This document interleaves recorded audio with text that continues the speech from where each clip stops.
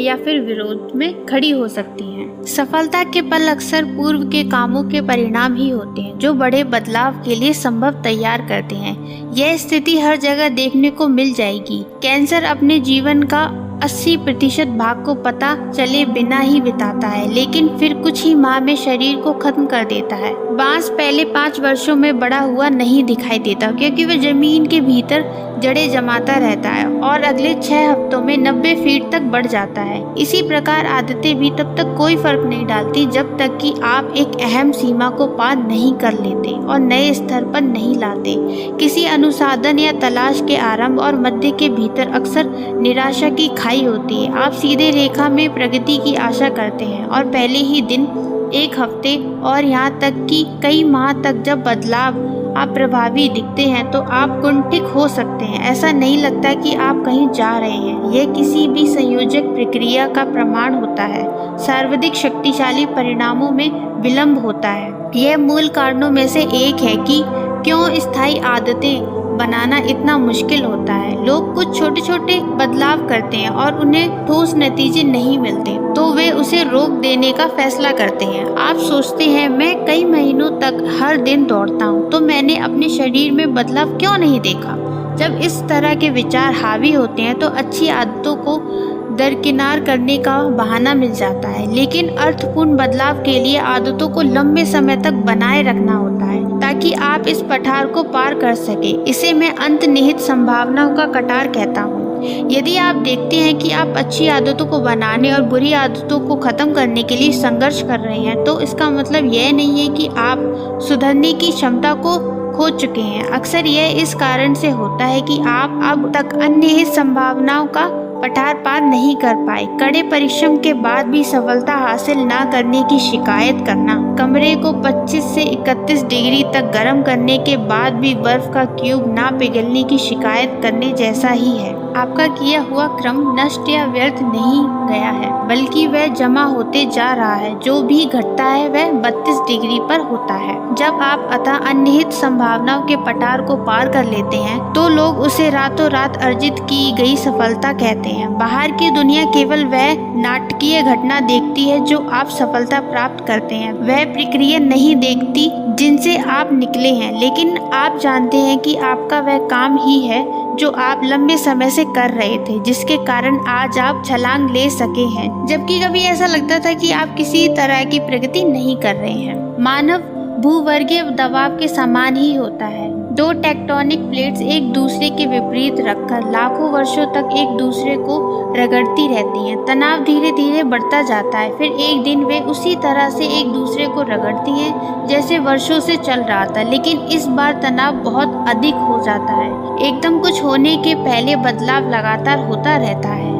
महारत हासिल करने में धैर्य लगता है। NBA के इतिहास की सबसे सफल टीम सेंट एंटोनियो स्पर्स ने समाज सुधारक जैकब रीच का एक कथन अपने लॉकर रूम में लटका रखा है। जब मुझे कोई भी मदद करता हुआ नहीं दिखता तो मैं पत्थर तोड़ने वाले की ओर देखता हूँ जो चट्टान पर हथौड़े चलाता है। करीब सैकड़ों बार वे चलाते होंगे तो भी उसे दरार नहीं पाते।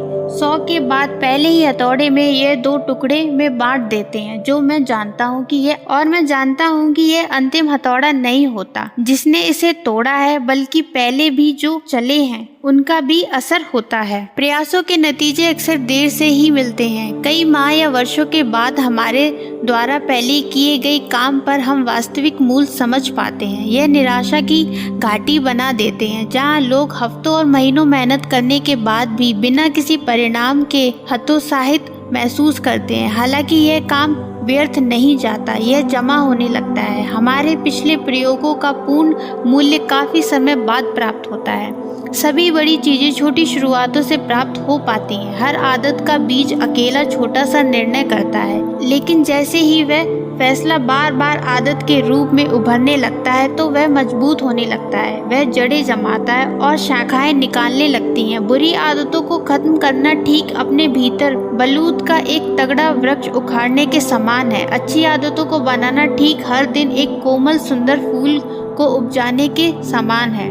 लेकिन यह इस बात से तय होता है कि क्या हम उस आदत के प्रति इतने निष्ठा रखते हैं कि हम अंतर्निहित संभावनाओं के कटार पर आकर सफलता हासिल कर सकें। ऐसे कौन कौन से कारण हैं जो लोगों को अवांछित आदतों की ओर ले जाते हैं और दूसरों को अच्छी आदतों के समृद्ध प्रभाव का आनंद लेने देते हैं। लक्ष्यों को भूलकर व्यवस्था पर पूरा ध्यान दें। सामान्य बुद्धि मानती है कि हम जीवन में जो अर्जित करना चाहते हैं, जैसे अच्छा शरीर, सफल कारोबार, आराम का जीवन और कम चिंताएं, ज्यादा समय दोस्तों और परिवार के साथ बिताना, इससे प्राप्त करने का सबसे अच्छा तरीका यही है कि हम विशिष्ट और कार्रवाई योग्य लक्ष्य निर्धारित करें। कई वर्षों तक मैं भी अपनी आदतों को इसी के अनुसार बनाता रहा। प्रत्येक लक्ष्य था जिससे प्राप्त करना था।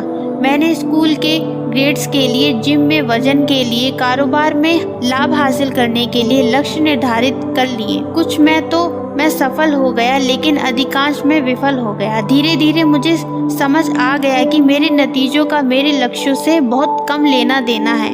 लगभग हर चीज का लेना देना उन अवस्थाओं से था जिनका मैंने पालन किया था। अवस्थाएं और लक्ष्य के बीच क्या फर्क है, ये एक विशिष्टता है। सबसे पहले मैंने इसे डिल्बर्ट कॉमिक के कार्टूनिस्ट स्टॉर्क एंडम से सीखा। लक्ष्य हमेशा वे परिणाम होते हैं जिन्हें आप प्राप्त करना चाहते हैं। व्यथाएं की प्रक्रिया है जो आपको नतीजे की ओर ले जाती है। यदि आप कोच हैं तो आपका लक्ष्य केवल चैंपियनशिप जीतने का होता है। व्यवस्था वह तरीका है जिसके तहत खिलाड़ियों का चयन होता है, अपने सहायक कोचों को तैयार किया जाता है और अभ्यास किया जाता है। यदि आप उद्यमी हैं तो आपका लक्ष्य लाखों डॉलर का कारोबार बनाने का होगा। आपकी व्यवस्था प्रोडक्ट आइडिया का परीक्षण करना, कर्मचारी रखना और मार्केटिंग के लिए अभियान चलाना होंगी। यदि आप एक संगीतकार हैं तो आपका लक्ष्य एक नई रचना को तैयार करना होगा। कितनी बार आप अभ्यास करते हैं, कितनी बार आप हिम्मत हार जाते हैं, मुश्किल उपयोगों से कैसे निपटते हैं, गुरु से फीडबैक लेने के लिए प्रक्रिया आदि आपकी व्यवस्था है। अब एक रोचक प्रश्न है, यदि आप अपने लक्ष्य की उपेक्षा करके पूरी तरह से व्यवस्था पर ध्यान देते हैं तो क्या आप सफल हो पाएंगे? यदि आप बास्केटबॉल के कोच हैं और स्पर्धा जीतने के लिए लक्ष्य की उपेक्षा करके केवल इस बात पर ध्यान देते हैं कि टीम का हर दिन किस तरह से अभ्यास कर रही है, तो भी क्या परिणाम मिलेंगे? मैं समझता हूँ मिलेंगे। किसी भी खेल में अच्छे स्कोर के साथ फिनिशिंग करना एक लक्ष्य होता है, लेकिन स्कोर बोर्ड की ओर देखते हुए खेल पूरा करना हास्यास्पद हो सकता है। हर दिन कुछ बेहतर होना ही वास्तव में जीत का सही तरीका माना जाता है। 3 बार के सुपर बॉल विजेता बिल वॉल्श के शब्दों में, स्कोर स्वयं अपनी चिंता कर लेगा। यही बात जीवन के अन्य हिस्सों में भी लागू होती है। यदि आप बेहतर परिणाम चाहते हैं तो लक्ष्य तय करना भूल जाएं, व्यवस्थाओं पर ज्यादा ध्यान दें। इसके मायने क्या हैं? क्या लक्ष्य बेकार की चीज है? बिल्कुल नहीं। लक्ष्य दिशा तय करते हैं, लेकिन व्यवस्थाएं प्रगति के लिए सबसे उपयुक्त रहती हैं। समस्याएं तब बहुत सारी हो जाती हैं जब आप लक्ष्य के बारे में सोचने में बहुत समय बिता देते हैं और अपनी व्यवस्था को सुधारने का पर्याप्त समय नहीं देते। तो चलिए देखते हैं कि वो समस्या क्या है। पहली समस्या, जीतने और हारने वालों के लक्ष्य समान होते हैं। लक्ष्य निर्धारित करना वास्तविक बचे रहने के पूर्वग्रह से गंभीर रूप से ग्रस्त होता है। हम उन पर ध्यान देते हैं जो जीत जाते हैं, यानी जो दौड़ में बच जाते हैं। हम यह आंकलन गलत करते हैं कि महत्वाकांक्षी लक्ष्य ने उन्हें सफल बनाया है। हम उन लोगों को नजरअंदाज कर देते हैं जिनका लक्ष्य भी जीत का ही होता है, लेकिन वे सफल नहीं हो पाते। हर ओलंपिक खिलाड़ी स्वर्ण पदक जीतना चाहता है, हर उम्मीदवार नौकरी चाहता है। यदि सफल और असफल दोनों व्यक्तियों के लक्ष्य समान रहते हैं तो फिर लक्ष्य विजेता को हारने वाले से अलग नहीं करता। टूर डी फ्रांस को जीतने के लक्ष्य ने ब्रिटिश साइकिलिस्ट को शिखर पर नहीं पहुंचाया था। वे तो हर वर्ष स्पर्धा जीतना चाहते थे, ठीक वैसे ही जैसे कई अन्य प्रोफेशनल टीम चाहती थी। यह एक लक्ष्य तो हमेशा ही रहा था। अलग परिणाम तभी आ पाया जब उन्होंने लगातार छोटे छोटे सुधारों की व्यवस्था लागू की। दूसरी समस्या, लक्ष्य प्राप्त करना क्षणिक परिवर्तन मात्र होता है। सोचिए आपका कमरा अस्त व्यस्त है और आपने उससे साफ करने का लक्ष्य रखा है। यदि आप ऊर्जा से भरकर वह करेंगे तो अभी भी वह साफ हो जाएगा, लेकिन यदि आप आलस की वही आदतें जारी रखेंगे जिनकी वजह से कमरा अस्त व्यस्त हुआ है तो कमरे में नई गंदगी पसर जाएगी और फिर आप किसी और प्रेरणा की उम्मीद करने लगेंगे। आपको बार बार वही परिणाम मिलेंगे क्योंकि आप उसमें निहित व्यवस्था को बदल ही नहीं सके। आपने किसी लक्षण का उपचार बिना कारण जाने ही किया है। लक्ष्य को प्राप्त करने से जीवन में क्षण भर के लिए ही बदलाव होता है। सुधार के बारे में यह सहजन ज्ञान के विपरीत है। हम सोचते हैं कि हमें अपने नतीजे बदलने की जरूरत है, लेकिन नतीजे समस्या नहीं है। वास्तव में हमें वह व्यवस्था या प्रणाली बदलनी चाहिए जो समस्या का कारण है। जब आप परिणाम के स्तर पर समस्या हल करते हैं तो वह स्थायी रूप से हो जाती है। बेहतरी के लिए सुधार करना तो आपको व्यवस्था के स्तर पर समस्या हल करनी होगी। जो इनपुट्स हैं उनमें सुधार कर लें, परिणाम खुद सुधर जाएंगे। तीसरी समस्या, लक्ष्य आपकी खुशियों को सीमित करते हैं। किसी लक्ष्य के बारे में अंतर्निहित अनुमान यह रहता है, एक बार लक्ष्य प्राप्त हो जाए तो मैं खुश रहूंगा। लक्ष्य के साथ तब समस्या हो जाती है जब आपकी मानसिकता बन चुकी होती है कि आप अगले पड़ाव की प्रगति तब खुशियां नहीं मनाएंगे। मैं इस झंझट में इतनी बार उलझा हूँ कि संख्या मुझे पता नहीं। वर्षों तक खुशियां मेरे लिए भविष्य की बात बनाकर रह गई थी। मैं खुद को ही वचन देता था कि एक बार मैं 20 पाउंड्स मांसपेशियों और बना लूं, मेरे कारोबार का उल्लेखनीय न्यूयॉर्क टाइम्स में हो जाएगा तो अतः मुझे आराम मिलेगा। यही नहीं, लक्ष्य या तो यह है या वह का ठहराव पैदा करता है। या तो आप अपना लक्ष्य प्राप्त करके सफल होते हैं या विफल होते हैं और निराश हो जाते हैं। आप खुद को मानसिक रूप से खुशी की संयोज सोच में बांध लेते हैं। यह गलत दिशा है। यह संभव नहीं है कि वास्तविक जीवन में आपका रास्ता वैसा ही है जैसा खाका अपने दिमाग में शुरुआत के वक्त बनाया था।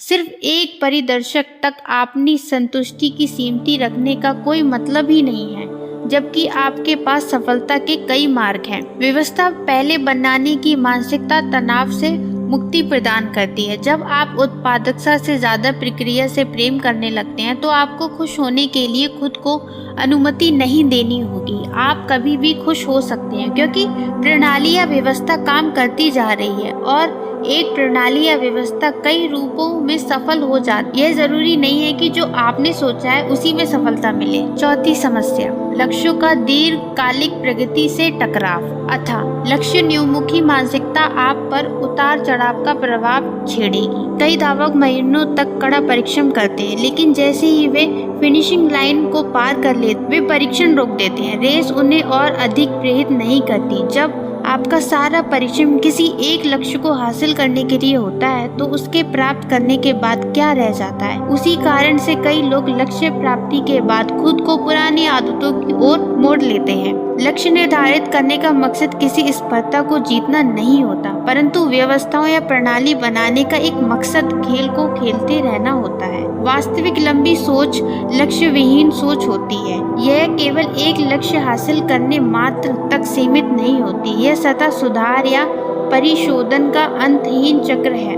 निश्चित रूप से यह किसी प्रक्रिया को लेकर आपकी प्रतिबद्धता जो आपकी प्रगति का निर्णायक करेगी। छोटी छोटी आदतों की व्यवस्था। यदि आपको अपनी आदतें बदलने में परेशानी होती है तो समस्या आप में नहीं, समस्या आपकी प्रणाली में है। बुरी आदतें खुद को बार बार दोहराती हैं, इसलिए नहीं कि आप उन्हें बदलना नहीं चाहते, बल्कि इसलिए कि बदलने की आपकी प्रणाली गलत। आप अपने लक्ष्य के स्तर पर ऊंचा नहीं उठते, आप प्रणालियों के स्तर तक नीचे जाते हैं। किसी एक लक्ष्य की बजाय पूरी प्रणाली या व्यवस्था पर ध्यान केंद्रित करना ही इस पुस्तक के मूल विषयों में से एक है। ऑटोमिक शब्द के पीछे भी गहरे अर्थ निहित, लेकिन आप अब समझ गए होंगे कि छोटी आदतों के मायने मामूली बदलाव है, मामूली लाभ है, 1% सुधार है। लेकिन छोटी आदतें केवल पुरानी आदतें ही नहीं होती, बल्कि कोई भी छोटा सुधार होती हैं। छोटी आदतें ही व्यवस्था या प्रणाली का अंग होती हैं। जैसे छोटे छोटे अवगुणों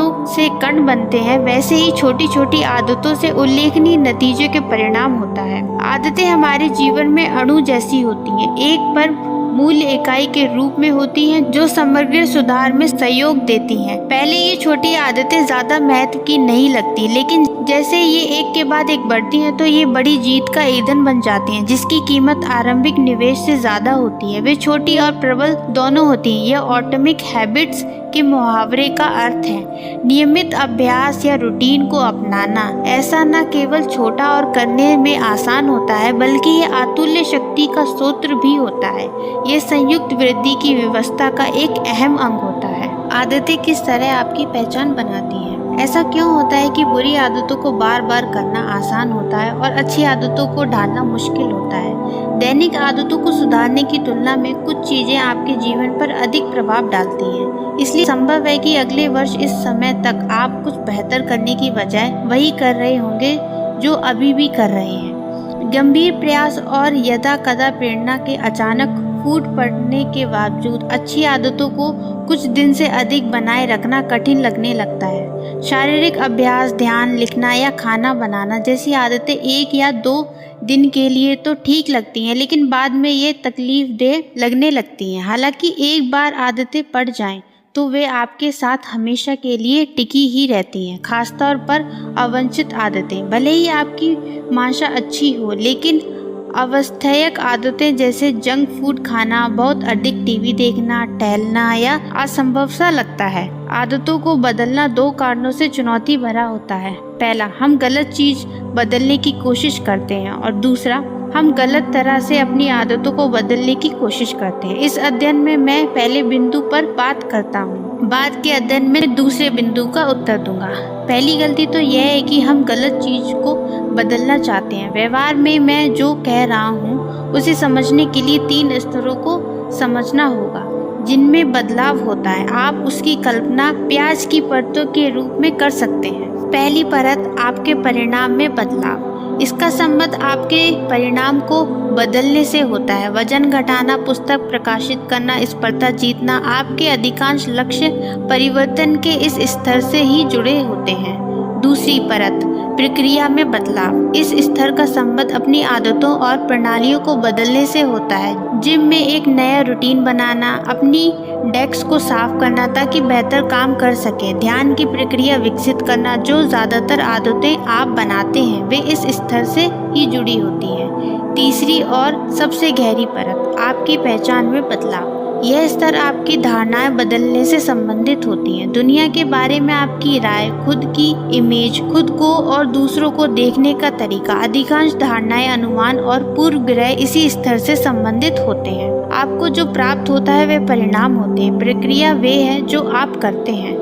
पहचान आपके विश्वास से जुड़ी होती है। जब 1% सुधारने की प्रणाली विकसित करने की बात आती है तो समस्या यह नहीं होती कि एक स्तर दूसरे की उपेक्षा बेहतर है, यह बदतर है। सुधार के हर स्तर अपने तरीके से उपयोगी होते हैं। समस्या बदलाव की दिशा में होती है। कई लोग अपनी आदतों में बदलाव की प्रक्रिया इस पर केंद्रित करने लगते हैं कि क्या अर्जित करना चाहते हैं। यह परिणाम आधारित आदतों का मार्ग प्रशस्त करता है। इसका विकल्प पहचान आधारित आदतें विकसित करना है। इस दृष्टिकोण में हम क्या बनना चाहते हैं इस पर केंद्रित करके शुरुआत करते हैं। सूची के 2 लोग सिगरेट पीने का विरोध कर रहे हैं। जब सिगरेट उन्हें पेश की जाती है तो पहला व्यक्ति कहता है, नहीं धन्यवाद, मैं इससे छुटकारा पाने की कोशिश कर रहा हूँ। यह सुनने में अच्छा लगता है, लेकिन वह व्यक्ति अब भी यह मानता है कि वह सिगरेट पीने वाले लोगों में से एक है और कुछ अन्य करने का प्रयास कर रहा है। वह उम्मीद कर रहा है कि उनकी आदत इसी धारणा को लेकर चलने से बदल जाएगी। दूसरे व्यक्ति जिसे सिगरेट दी जाती है वह कहता है, नहीं धन्यवाद, मैं सिगरेट नहीं पीता। बहुत मामूली सा अंतर है, लेकिन यह कहना कि मैं सिगरेट नहीं पीता उस व्यक्ति की पहचान में बदलाव की ओर संकेत दे रहा है। सिगरेट पीना उसकी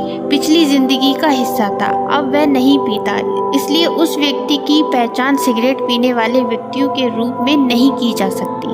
ज्यादातर लोग जब सुधार करने की शुरुआत करते हैं तो वो पहचान बदलने के बारे में सोचते ही नहीं। वे सिर्फ यह सोचते हैं, मैं स्किनी होना चाहता हूँ और यदि मैं इसी डाइट का अनुसरण करता रहा तो मैं स्किनी हो जाऊंगा।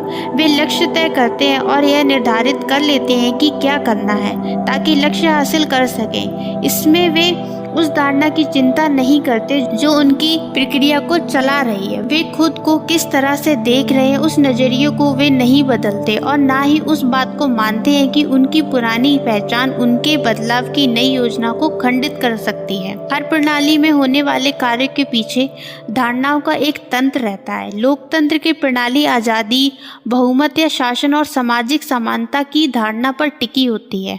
तानाशाही की प्रणाली अलग धारणाओं पर टिकी होती है, जिसमें सारे अधिकार किसी एक के हाथ में होते हैं और कठोर आज्ञा पालन होता है। लोकतंत्र में आप कई तरीकों से सोच सकते हैं ताकि अधिक से अधिक लोग वोट दें, लेकिन इस तरह के बदलाव की उम्मीद तानाशाही में नहीं की जा सकती।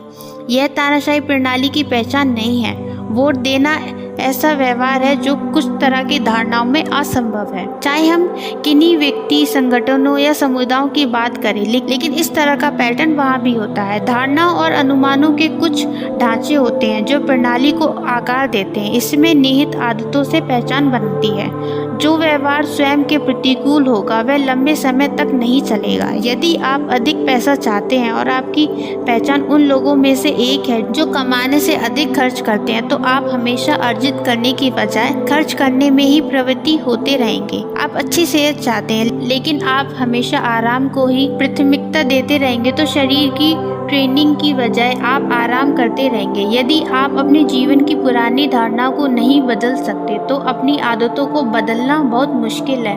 आपके पास एक नया लक्ष्य और नई योजना हो सकती है, लेकिन आप क्या हैं आपने उसे नहीं बदला। बोल्डर कोलोराडो के उद्यमी ब्रायन क्लर्क की कहानी उनका उत्तम उदाहरण मानी जाती है। वायलन ने मुझे बताया कि जहाँ तक मुझे याद है मुझे अपने नाखून चबाने की आदत रही है। जब मैं छोटा था तब घबराहट में नाखून चबाने से इस आदत की शुरुआत हुई थी।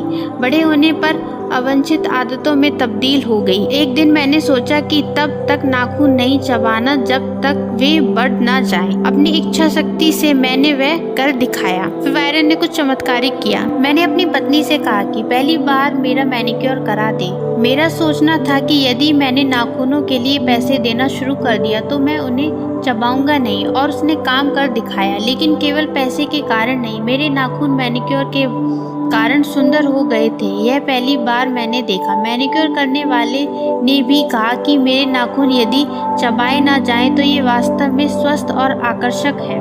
अचानक मुझे मेरे नाखूनों पर गर्व होने लगा। यह ऐसा था कि जिसके बारे में मैंने कभी इच्छा तक नहीं की थी, और उसने मुझे अचानक से बदल कर रख दिया। मैंने उसके बाद एक बार भी नाखून नहीं कुतरे। इसी कारण अब मैं गर्व से उनकी बहुत ज्यादा कदर करता हूँ। जब आदत आपकी पहचान का हिस्सा बन जाए तो वह प्रेरणा का भीतरी स्वरूप होता है। यह कहने के लिए एक ऐसी बात है, मैं इसी तरह का व्यक्ति हूँ जो यह चाहता था। यह उससे बहुत अलग है कि मैं ऐसा व्यक्ति हूँ जो ऐसा ही है। किसी पहचान विशेष पर यदि आप गर्व अनुभव करते हैं तो आप उतने ही अधिक प्रेरणा से भरे होंगे और उससे संबंधित आदतों से जुड़े होंगे। यदि आप अपने बालों के लुक पर गर्व करते हैं तो आप कई तरह की आदतें उसी देखरेख से संबंधित बना चुके होंगे। यदि आपको अपने बाइसेप्स पर गर्व है तो आप कभी भी शरीर के ऊपर के हिस्से का वर्कआउट बंद नहीं करेंगे। यदि आपको अपने स्कार्फ पर गर्व है तो हफ्ते में कई घंटे स्कार्फ बुनने में लगाएंगे। एक बार अपने गौरव अनुभूति प्रदर्शन में शामिल हो जाएं तो आप कैसे भी करके उस आदत को बनाए रखेंगे। वास्तविक रूप से व्यवहार का बदलना ही पहचान बदलना है। आप किसी प्रेरणा से ही आदत की शुरुआत करते हैं, लेकिन केवल एक ही कारण से आप उस आदत में बने रहते हैं, क्योंकि वह आपकी पहचान बन चुकी होती है। हर एक व्यक्ति खुद को जिम जाने का 1 या 2 बार सेहतमंद खाना खाने के लिए तैयार कर सकता है, लेकिन यदि आप व्यवहार के पीछे की धारणा को नहीं बदलते तो आप लंबे समय तक उस पर चलते रहना कठिन होता है। सुधार तब तक स्थायी रहते हैं जब तक कि वे उसका हिस्सा नहीं बनते जो आप हैं। लक्ष्य पुस्तक पढ़ने का नहीं, लक्ष्य पाठक बनने का है। लक्ष्य मैराथन में दौड़ने का नहीं, लक्ष्य धावक बनने का है।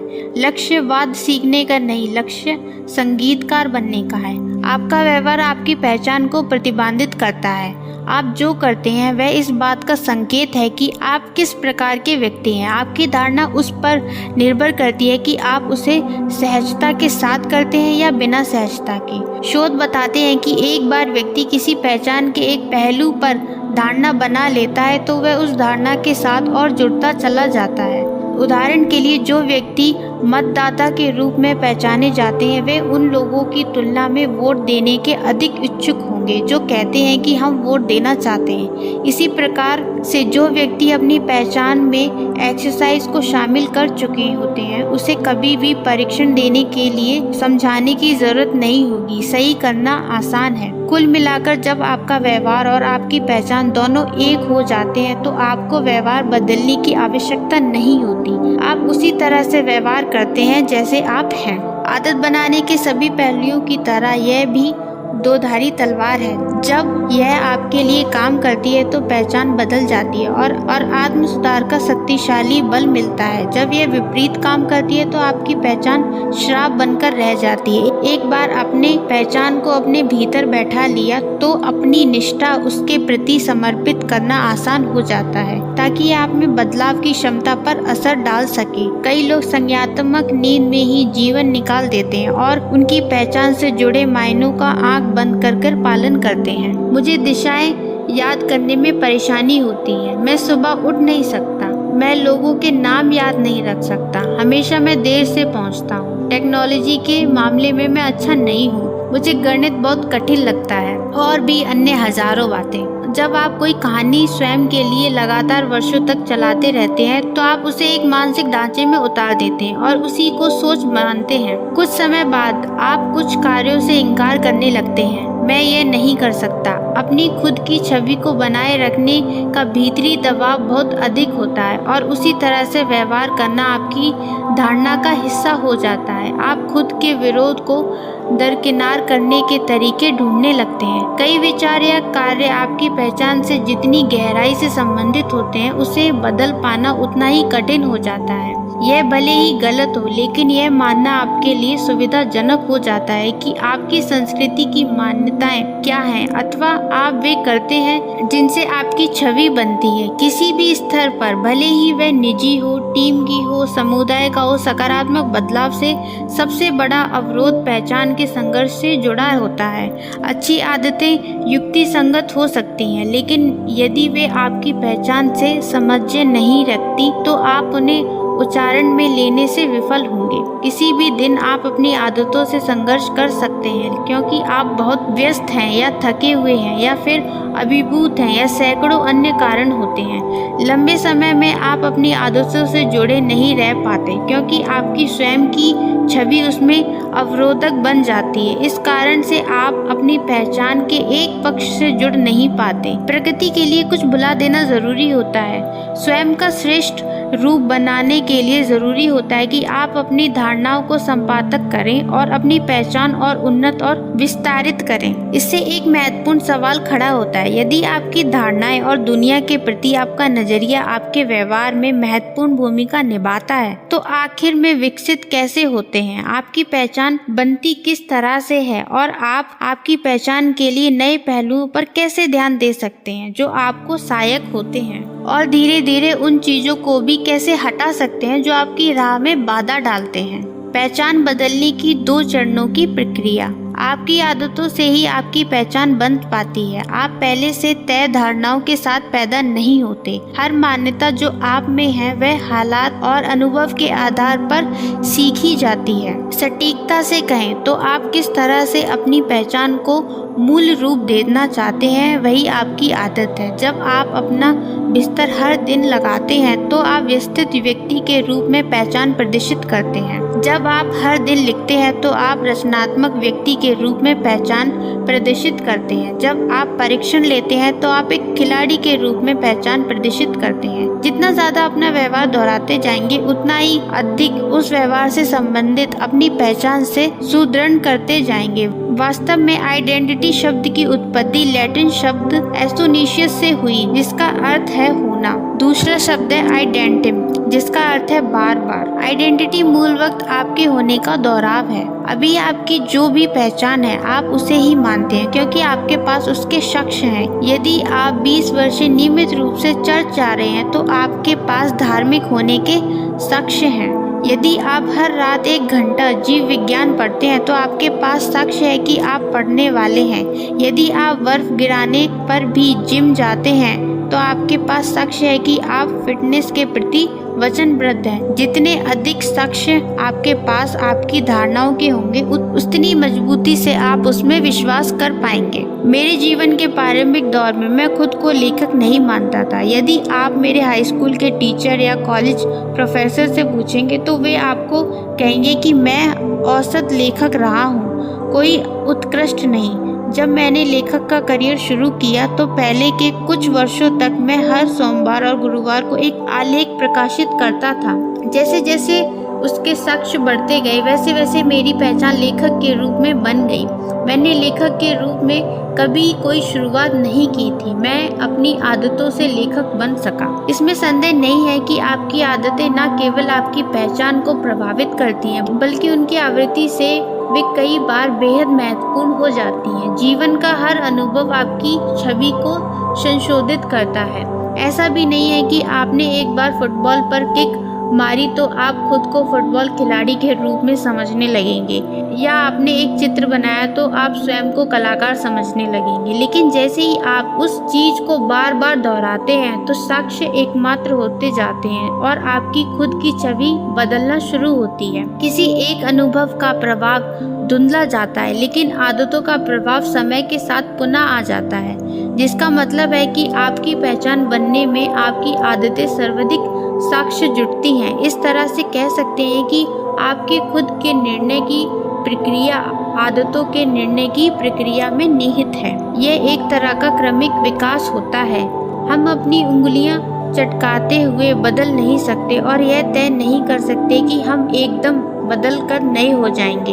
हम थोड़ा थोड़ा हर दिन आदत दर आदत के हिसाब से बदलते हैं। हमारे अंदर सतत रूप से सूक्ष्म व क्रमिक विकास होता रहता है। हर आदत एक सुझाव की तरह होती है। अरे शायद यही वह बात है जो मैं हूँ। यदि आप एक पुस्तक पूरी करते हैं तो आप ऐसे व्यक्ति होते हैं जो पुस्तक पढ़ना पसंद करता है। यदि आप जिम जाते हैं तो आप ऐसे व्यक्ति होते हैं जो एक्सरसाइज करना पसंद करता है। यदि आप गिटार बजाने का अभ्यास करते हैं तो आप ऐसे व्यक्ति हैं जो संगीत पसंद करता है। हर कार्य आपके लिए एक वोट की तरह होता है कि आप किस तरह का व्यक्ति बनना चाहते हैं। सिर्फ कोई एक घटना आपकी पूर्व धारणा को बदल नहीं सकेगी, लेकिन जैसे ही वोट बढ़ते हैं वैसे ही आपकी नई पहचान के साक्ष्य भी बढ़ते हैं। यही कारण है कि अर्थपूर्ण बदलाव के लिए क्रांतिकारी बदलाव की जरूरत नहीं होती।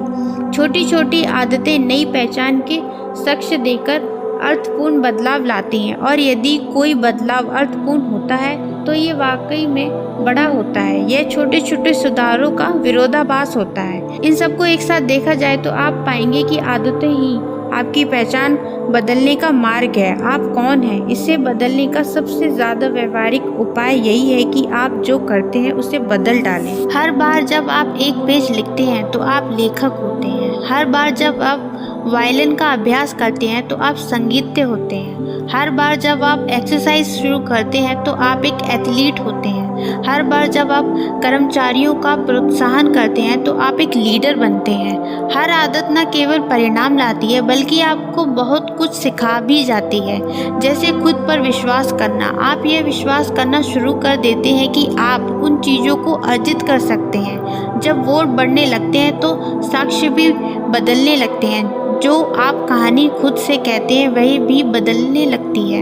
यह सही है कि यह बात विपरीत रूप से भी काम करती है। हर बार जब आप बुरी आदत को चुनते हैं तो यह आपकी उस पहचान के लिए वोट होता है। अच्छी आदत यह है कि आपको परफेक्ट होने की जरूरत नहीं होती। किसी भी चुनाव में दोनों पक्षों को वोट मिलते हैं। किसी को जीतने के लिए आपको सर्वसम्मत वोट की जरूरत नहीं बल्कि बहुमत की जरूरत होती है। उससे कोई फर्क नहीं पड़ता कि आप किसी खराब व्यवहार या फिर अनुपादक आदत के लिए कुछ वोट दे देते हैं। आपका लक्ष्य तो समय के बहुमत को हासिल करना होता है। नई पहचान के लिए नए साक्ष्यों की जरूरत होती है। यदि आप किसी तरह से वोट करते हैं जैसे पहले से करते रहे हैं तो वैसे ही नतीजे आपको प्राप्त होंगे। यदि आप कुछ बदलते नहीं हैं तो कुछ भी नहीं बदलेगा। ये एकदम सरल 2 चरणों की प्रतिक्रिया है। पहली, यह तय करें कि आप किस तरह के व्यक्ति बनना चाहते हैं। दूसरी, छोटी छोटी जीतों से खुद को साबित करें। पहले यह तय करें कि आप क्या बनना चाहते हैं। यह प्रत्येक स्तर पर हो सकता है, चाहे वह व्यक्ति हो, टीम हो, समुदाय हो या राष्ट्र। आप किसके समर्थन में रहना चाहेंगे, आपके सिद्धांत और मूल्य क्या हैं, आप किसके जैसा बनना चाहते हैं। यह बड़े सवाल हैं और कई लोग तय नहीं कर पाते कि शुरुआत कहाँ से करनी है, लेकिन वे जानते हैं कि किस तरीके के नतीजे उनको चाहिए। वे 6 पैक एब्स चाहते हैं, कम बेचैन होना चाहते हैं या फिर अपना वेतन दुगना करना चाहते हैं। ये अच्छी बात है। अब आप जिस तरह के व्यक्ति बनना चाहते हैं उसके परिणाम से उल्टा करना शुरू कीजिए और पीछे तक आते हुए पूरा तरीका समझ लीजिए। आप अपने आप से पूछिए, वह किस तरह का व्यक्ति होता है जो मेरी इच्छा वाला परिणाम हासिल कर सकता है। वह किस तरह का व्यक्ति होता है जो 40 पाउंड वजन कम कर सकता है। वह किस तरह का व्यक्ति होता है जो नई भाषा सीख सकता है। वह किस तरह का व्यक्ति होता है जो सफलता से स्टेट ऑफ चला लेता है। उदाहरण के लिए, वह किस तरह का व्यक्ति होता है जो पुस्तक लिख सकता है। संभवतः कोई ऐसा व्यक्ति जो नियमित और भरोसेमंद हो। अब आपका पूरा जोर पुस्तक लिखने की बजाय ऐसे व्यक्ति बनने की ओर चला जाता है जो नियमित और भरोसेमंद हो। यह प्रक्रिया इस तरह की सामान्यता को बढ़ावा देती है, जैसे मैं इस तरह का टीचर हूँ जो विद्यार्थियों के लिए लड़ता है। मैं इस तरह का डॉक्टर हूँ जो रोगी को ज़रूरत के हिसाब से समय और सहानुभूति देता है। मैं इस तरह का मैनेजर हूँ जो कर्मचारियों की वकालत प्रबंधन के आगे करता है।